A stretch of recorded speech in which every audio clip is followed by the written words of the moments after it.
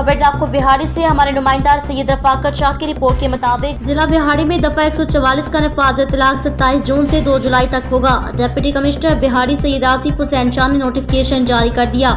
Airbase के 15 kilometre दायरा में जानवरों की अलाइशें बाकियात फेंकने पर पाबंदी आयद कर दी। एयरबेस की हदूद में लेजर लाइट्स और ड्रोन्स के इस्तेमाल पर भी पाबंदी आयद कर दी गई, जबकि एयरबेस की हदूद में कबूतरबाजी पर भी पाबंदी होगी। जिला बिहाड़ी में नहरों दरियाओं में नहाने तैराकी करने पर भी पाबंदी आयद होगी।